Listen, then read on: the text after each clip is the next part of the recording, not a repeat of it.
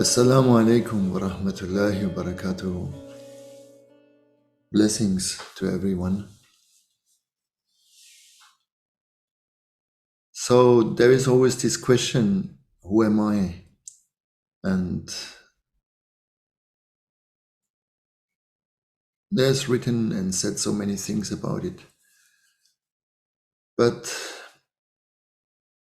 the way we learn, the way we achieve is that we are with others and that we reflect, that we get reflected each other by each other. And a part of this knowledge, who you are, who you are in your depth, will come through the interaction with others.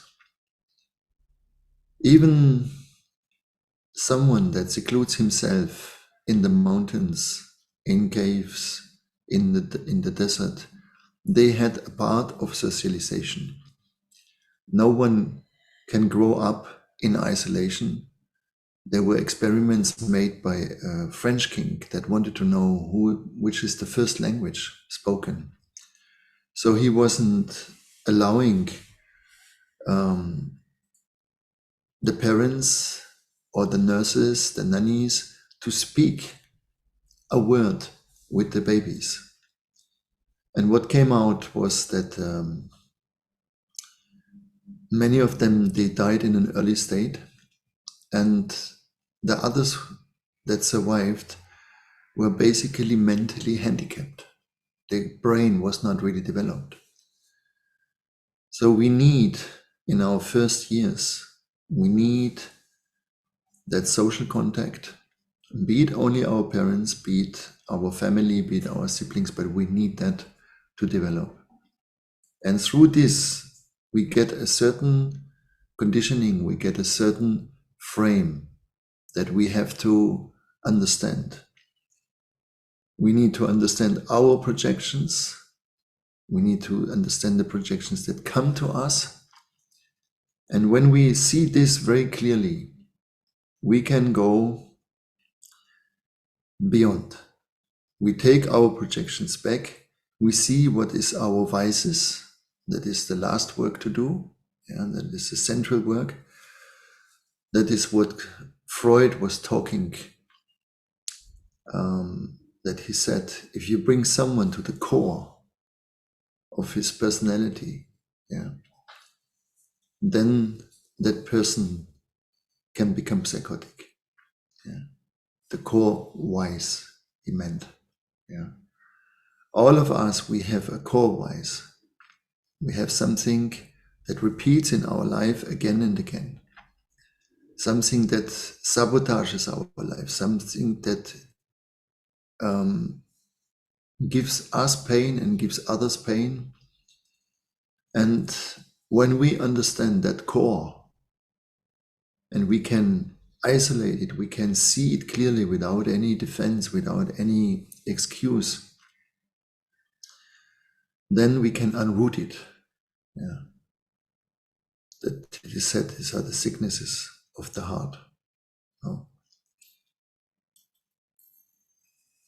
There are sicknesses in our mind, and these are wrong sentences, wrong beliefs, wrong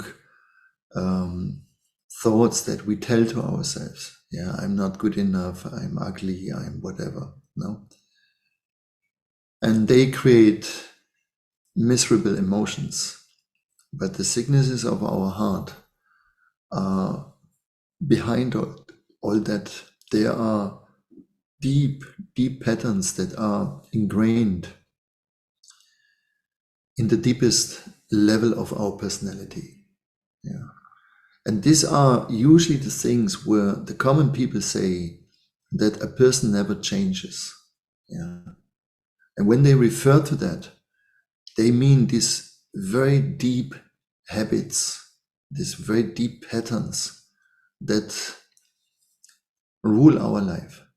You know? And on the spiritual path, we try to give shape to our character. to our form first. When that shape is good, then we try to go beyond it and to build a new shape, and this is called the transcendental personality. That is the personality that is not identified with itself, but it is transcendent because we need a personal way to interact. We need to be a personality somewhere, but it becomes a transcendent personality. Yeah. That means there is no vices that we get trapped by. There are no mistakes in a way that we do unconsciously. Yeah. And that would be the liberation of the personality, which, as we know it, we said it many times, persona means the mask. So the mask becomes transcendent. It is not possible to live in this world without mask, because then there would be only the divine visible, right? And that cannot be. Yes. So there is always a personality yet active, even in the most enlightened people, but it's transcendent. So when you find out this core theme in your life, that you can see it, because you will see it after, when you are going to your late 30s, that's the moment where you should be able to see it very clearly, because then you must have already some repetitions in your life that show what is going on there. Yeah.